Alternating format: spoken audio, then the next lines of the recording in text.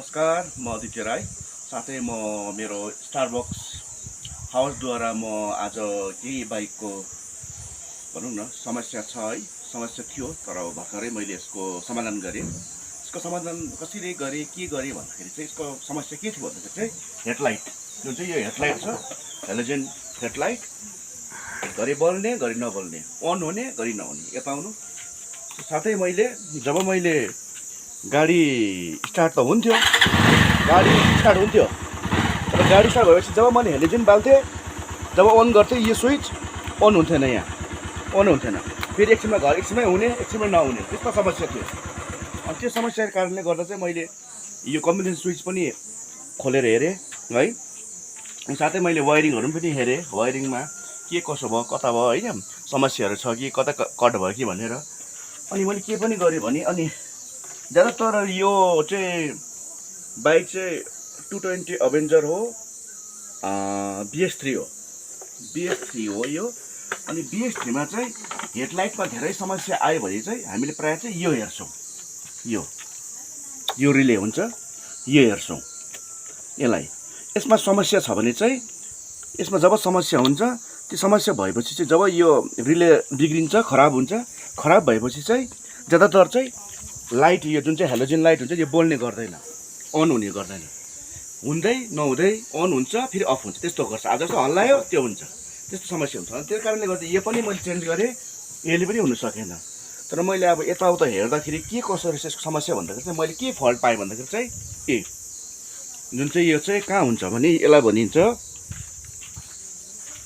Magnet कोइल assembly, कोइल armature पनि भन्छ यसलाई हो। यो चाहिँ यहाँ म्याग्नेटपट्टि लगाएको हुन्छ। अनि यसको चाहिँ के समस्या थियो भने चाहिँ स्टार्टिङमा समस्या थिएन, तर हेडलाइटमा समस्या थियो। यसको चाहिँ के भएको थियो भने चाहिँ जुन चाहिँ लाइट कोइल हुन्छ, यो लाइट कोइल चाहिँ पिकअप कोइल ओके छ, स्टार्टिङ छ, तर लाइट कोइलमा चाहिँ यहाँ सर्ट रहेछ, यो जलेको रहेछ। यो जलेको कारणले गर्दा जब मैले यो खोलेर चाहिँ यो मैले रिप्लेस गरेँ, अर्को नयाँ यहाँ हालेको छु है, यो नयाँ हालेको छु यो।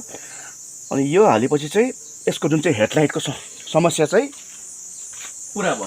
अहिले अब तपाईँले देख्न सक्नुहुन्छ, अब म हेडलाइट, अब म गाडी स्टार्ट गर्छु, हेर्नुहोस् है दाजुभाइहरू। अब म गाडी स्टार्ट गर्छु, गाडी स्टार्ट भयो। अब फेरि हेडलाइट अन गर्दैछु है, हेर्नुहोस् है, के हाई बिम लो बिम, हाई बिम लो बिम डिपर छ हो। अनि यो चाहिँ समस्या चाहिँ प्राय भन्नाले यसको पनि हुनसक्छ। लाइट कोइललाई पनि हामीले धेरै याद गर्नुपर्छ। यसलाई लाइट कोइल भनिन्छ, यसलाई चाहिँ आर्मेचर कोइल प्लेट एसेम्बली पनि चेक गर्नुपर्छ हामीले जब यो हेडलाइटको चाहिँ समस्या हुँदाखेरि। यो मात्र होइन, अन्य गाडी पनि हामीले टु व्हिलर जति पनि छ, बजाज भनौँ, अन्य गाडी भनौँ, यो हामीले चेक गर्नु अनिवार्य छ यो गाडी है। अनि साथै अर्को पनि समस्या के थियो भने यसमा फेरि जब हामीहरू सेल्फ लाउँथ्यो, आवाज रफली दिने, रफ लाग्दो खालको घराघुरुक आवाज आउने। अनि त्यसलाई चाहिँ मैले के गरेर सल्भ गरेँ भन्दाखेरि चाहिँ यो स्टार्टर मोटरहरू जुन चाहिँ हुन्छ, यहाँभित्रमा आर्मेचर हुन्छ, स्टार्टर मोटर, यो स्टार्टर मोटरलाई चाहिँ फेरि खोलेर मैले भित्र ग्रिसिङ गरेँ। यसको ठुलो काम चाहिँ हुँदैन, मतलब यसमा चाहिँ के छ भने यसलाई जस्तो त्यस्तो आवाज रफली आवाज दियो भने यसको धेरै काम चाहिँ गर्नु पर्दैन। यसलाई निकालेर खोलेर चाहिँ यसलाई भित्र चाहिँ ग्रिसिङ गर्नुपर्छ, यो समस्या हल भइहाल्छ। यति ठुलो त पर्दैन यसको समस्या चाहिँ, लाइटै हुन्छ है।